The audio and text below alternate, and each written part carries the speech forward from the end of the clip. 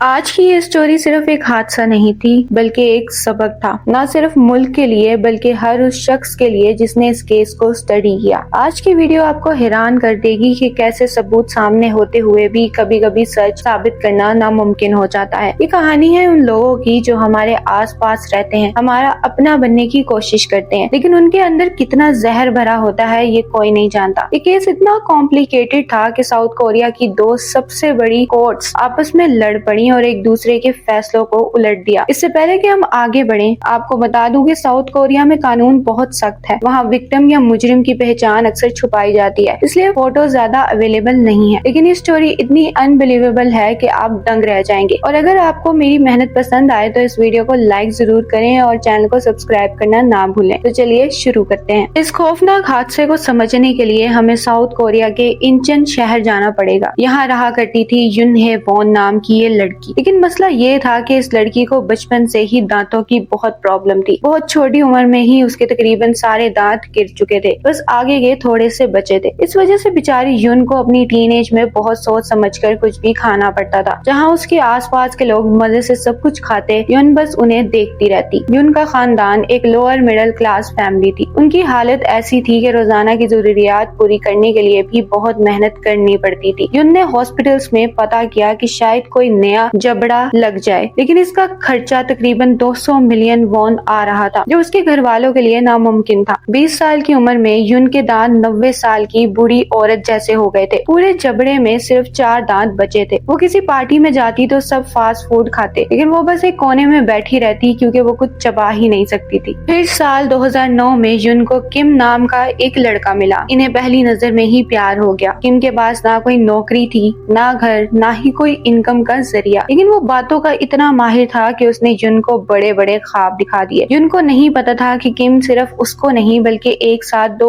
और लड़कियों को भी डेट कर रहा था, यानी वो एक ट्रिपल लाइफ जी रहा था। फेब 2010 में युन को सच्चाई पता चल गई। उसने किम को कन्फ्रंट किया और सीधा ब्रेकअप कर लिया। युन अंदर से टूट चुकी थी, लेकिन किम ने उसे उम्मीद दिखाई थी। किम ने ब्रेकअप एक्सेप्ट कर लिया, लेकिन 2 महीने तक ऑन एंड ऑफ बातें चलती रही। किम बार बार सफाइयां देता कि वो खुद को बदल लेगा। 18 अप्रैल 2010 की सुबह युन को किम के मैसेजेस आए कि वो आज का दिन उसके साथ गुजारना चाहता है और रिश्ते को नया मौका देना चाहता है। युन मान गई। दोनों रेस्टोरेंट गए, घूमे फिरे और फिर रात को एक होटल में चेक इन किया। वहाँ दोनों ने बार में बैठकर बहुत ज्यादा शराब और बियर पी। युन बहुत नशे में धुत हो चुकी थी। रात के तकरीबन 2:30 बज रहे थे जब उनका खाना खत्म हो गया। किम ने कहा कि वो बाहर से कुछ लेकर आता है। किम होटल से बाहर निकला और एक ग्रोसरी स्टोर पर गया। वहाँ उसने 4 ऑक्टोपस मांगे। उसने दुकान वाले से कहा कि 2 ऑक्टोपस काट दो, 2 बिल्कुल जिंदा रहने दो। दुकान वाला हैरान था क्योंकि ऑक्टोपस को काट कर ही खाया जाता है, लेकिन किम ने जिद की कि वो साबुत ही ले जाएगा। उसने पानी की 2 थैलियों में जिंदा ऑक्टोपस डलवाए और वापस होटल आ गया। तकरीबन 1 घंटे बाद सुबह 4:20 पर किम ने होटल रिसेप्शन पर कॉल की और हड़बड़ाकर उसने कहा, पैरामेडिक्स को बुलाओ, मेरी दोस्त सांस नहीं ले पा रही। होटल के स्टाफ और पैरामेडिक्स जब कमरे में पहुंचे तो नजारा बहुत अजीब था। युन बेड से नीचे लटक रही थी। उसका सर फर्श पर था और पैर बेड पर। आमतौर पर जब किसी का दम घुटता है तो वो तड़पता है, चीजें तोड़ता है, लेकिन यहाँ सब कुछ बिल्कुल साफ सुथरा था। पैरामेडिक्स ने देखा कि वहाँ 2 थैलियां थी, एक में जिंदा ऑक्टोपस था और दूसरी में कटे हुए पीसेस। सबसे अजीब बात, वहाँ एक गीला तौलिया था जो पूरा भीगा हुआ था। जब पैरामेडिक्स युन को सीपीआर दे रहे थे, किम अचानक बीच में घुसा और खुद सीपीआर देने का नाटक करने लगा। युन को हॉस्पिटल ले जाया गया। किम ने रास्ते में अपनी बहन और भाई को फोन करके कहा कि युन के गले में जिंदा ऑक्टोपस अटक गया है। हॉस्पिटल में जब डॉक्टर्स ने चेक किया तो उन्हें गले में कुछ नहीं मिला। किम बार बार वही कहानी दोहरा रहा था। डॉक्टर्स को यकीन नहीं आ रहा था क्योंकि अगर कोई चीज गले में फंसी हो तो उसे निकालने की कोशिश में वो और गहराई में चली जाती है। युन कोमा में जा चुकी थी।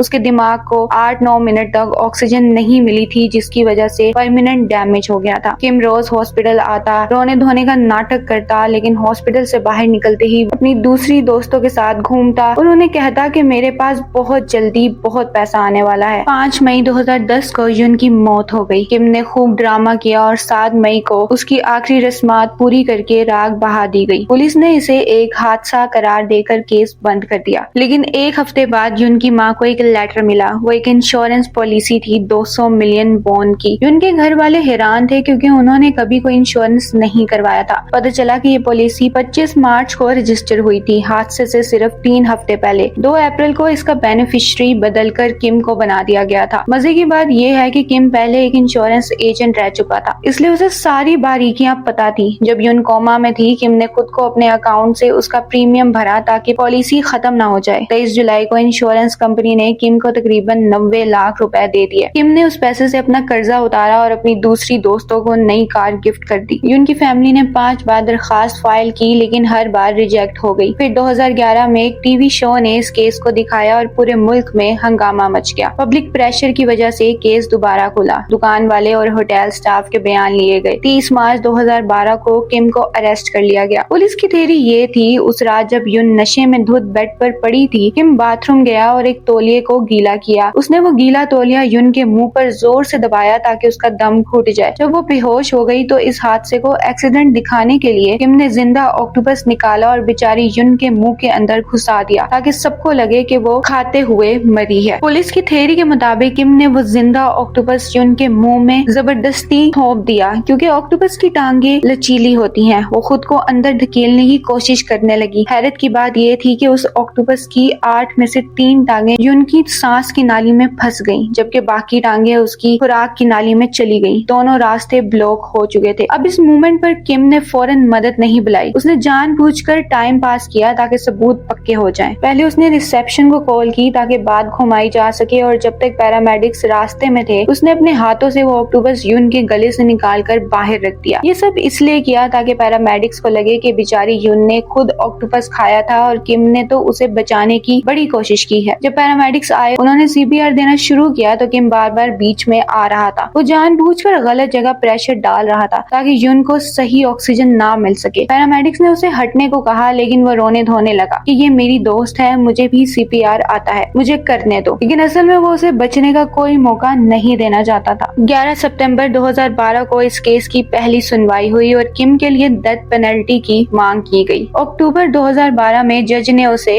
उम्र कैद की सजा सुनाई, वो भी बिना किसी जमानत की उम्मीद के। कोर्ट ने 3 पॉइंट्स पर जोर दिया। डेंटल कंडीशन, यून के सिर्फ 4 दांत थे। वो इतना बड़ा और सख्त ऑक्टोपस चबा ही नहीं सकती थी। नो स्ट्रगल मार्क्स, अगर किसी का दम घुटता है तो वो हाथ पैर मारता है, चीजें गिराता है, लेकिन कमरा बिल्कुल नीट एंड क्लीन था, जो कि नामुमकिन है। बिहेवियर एंड टाइमिंग, 119 पर खुद कॉल ना करना, 1 महीने पहले इंश्योरेंस करवाना और कोमा में होने के बावजूद प्रीमियम भरना, ये सब प्लानिंग की तरफ इशारा कर रहा था। लेकिन जून 2013 में सब कुछ पलट गया। किम ने हाई कोर्ट में अपील की और हाई कोर्ट ने निचली अदालत का फैसला कैंसिल कर दिया। कोर्ट ने कहा कि सबूत ना काफी हैं। हाई कोर्ट का मानना था कि अगर कोई सफोकेट करता है तो उसकी मसल्स रिलैक्स हो जाती हैं, जो कि अजीब लॉजिक थी। उन्होंने ये भी कहा कि किम का सीपीआर देना उसकी अच्छाई थी। उनकी फैमिली टूट गई। उन्होंने सुप्रीम कोर्ट का दरवाजा खटखटाया, लेकिन वहाँ भी कानूनी लड़ाइयों की वजह से किम को रिहा कर दिया गया। सब कुछ सामने था, लेकिन कानून की नजर में बियॉन्ड रीजनेबल डाउट साबित नहीं हो पा रहा था। इस फैसले के कुछ ही वक्त बाद एक और खबर आई, किम दोबारा अरेस्ट हुआ, लेकिन इस बार कत्ल के लिए नहीं बल्कि एक और फ्रॉड के लिए। ये शख्स एक और हाई प्रोफाइल लड़की को डेट कर रहा था। उसने यून के इंश्योरेंस के पैसे से उस लड़की का दिल जीता और फिर उससे और उसकी बहन से 157 मिलियन वॉन का फ्रॉड किया। इस फ्रॉड के केस में उसे 18 महीने की सजा हुई, लेकिन कत्ल के केस में वो आज भी आजाद घूम रहा है। दोस्तों, आज इस हादसे को 1.5 दहाई गुजर चुके हैं, लेकिन इंसाफ नहीं मिला। मेरा सवाल आपसे ये है कि क्या एक लड़की जिसने कभी ऑक्टोपस नहीं खाया, जिसके मुंह में सिर्फ 4 दांत हैं, क्या वो जिंदा ऑक्टोपस इतने मजे से खाएगी कि उसके गले में फंस जाए? बिल्कुल नहीं। ये केस एक मिसाल है कि कानून के लूप होल्स का फायदा उठाकर मुजरिम बाहर निकल जाते हैं। हम कहते हैं कि कानून के हाथ लंबे होते हैं, लेकिन कभी कभी वो मुजरिम तक पहुंचने से पहले ही थक जाते हैं। ये केस हमें एक बहुत बड़ा सबक देता है। अक्सर हम समझते हैं कि जो हमारे साथ हैं वही हमारा सबसे बड़ा हमदर्द है, लेकिन कभी कभी वही शख्स हमारी कमजोरी का फायदा उठाकर हमें ऐसी जगह ला खड़ा करता है जहाँ से वापसी नामुमकिन होती है। मेरा मकसद इस तरह की स्टोरीज आप तक पहुँचाने का सिर्फ ये है कि हम अपने आसपास की दुनिया को सिर्फ वैसा ना देखें जैसा वो दिखाई देती है, बल्कि हकीकत की गहराई तक पहुँचे। सच और झूठ के दरमियान का फर्क पहचानना ही हमारी सबसे बड़ी ताकत है, क्योंकि जब तक हम खामोश रहेंगे और सवाल नहीं उठाएंगे तब तक ऐसे लोग कानून की धज्जियां उड़ाते रहेंगे। याद रखिए, हर चमकती चीज सोना नहीं होती और हर हमदर्द बनने वाला अपना नहीं होता। पाया। अपने फैसले सोच समझ कर करें और हमेशा होशियार रहें। सो मिलते हैं अगली वीडियो में, तब तक के लिए टेक केयर, गुड बाय।